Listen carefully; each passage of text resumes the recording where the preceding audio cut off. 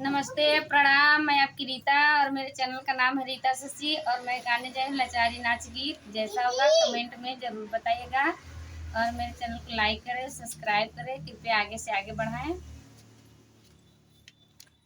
सासु झगड़ा जिन मचाव बल्कि अलगे कई दना। सासु झगड़ा जिन मचाव बल्कि अलगे कई दना। लोटा ले लथरिया बलु बटुआ वो ले लना। लोटा ले लथरिया बलु बटुआ वो ले लना। बलु बटुआ वो ले लना। हमरे मायके कप कुकरवा हमरे ओरिया कई दना।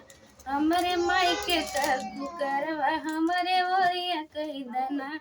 सासु झगड़ा जिन मचावा बल्कि अलगे कई दना।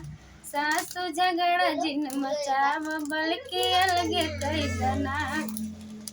खटिया ले ला मचिया बलु खटोला वो ले लना। खटिया ले ला मचिया बलु खटोला वो ले लना। बलु खटोला वो ले लना। हमरे मायके का पलंगिया हमरे ओरिया कई दना। हमरे मायके का पलंगिया हमरे ओरिया कई दना। सासु झगड़ा जिन मचावा बल्कि अलगे कई दना। सासु झगड़ा जिन मचावा बल्कि अलगे कई दना।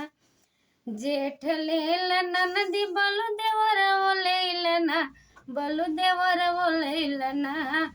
जेठ ले ननदी बलु देवर वो ले लना। बलु देवर वो ले लना। हमरे मम्मी का दमदवा हमरे ओरिया कई दना। हमरे मम्मी का दमदवा हमरे ओरिया कई दना। सासु झगड़ा जिन मचावा बल्कि अलगे कई दना।